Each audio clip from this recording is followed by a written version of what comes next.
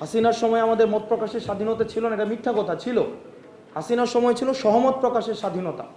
হাসিনার সময় যেটা ছিল না সেটা ছিল দ্বিমত প্রকাশের স্বাধীনতা ছিল না। আপনি দ্বিমত প্রকাশ করতে পারতেন না। মানে হাসিনা যেটা বলতো রাষ্ট্রীয় তত্ত্বাবধানে, রাষ্ট্রীয় পৃষ্ঠপোষকতায়, আপনাকে সেই জিনিসটা যদি আপনি স্বীকার করতেন, আপনি সারাদিন কথা বলতে পারতেন। টকশোতে কি কথা হইতো না, মিডিয়াতে কি কথা হইতো না। ডেলি 45টা টকশো চলে বাংলাদেশে। তো টকশো তো প্রত্যেক দিন তো কথা হয়েছে, হয় নাই? দিস্তার পর দিস্তা, টনের পর টন কাগজ দিয়ে গল্প লেখা হয়েছে, সাহিত্য লেখা হয়েছে, উপন্যাস লেখা হয়েছে, লিটারেচার লেখা হয়েছে, কনসেন্ট ম্যানুফ্যাকচার করা হয়েছে। কয়েক হাজার টন কাগজ নষ্ট হয়েছে গত 15 বছর, যেগুলা 5 আগস্টের পরে কেউ বই পড়বে না।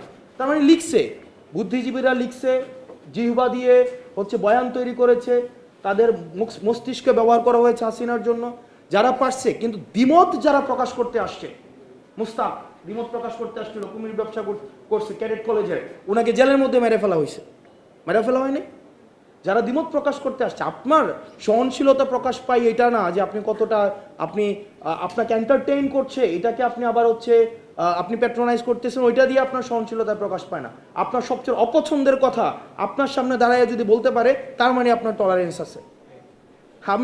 আমরা ওই গণতন্ত্রের জন্য কথা বলছি যেই গণতন্ত্রে কাউকে সমালোচনার ঊর্ধ্বে রাখা হবে না, কাউকেই না, নো ওয়ান।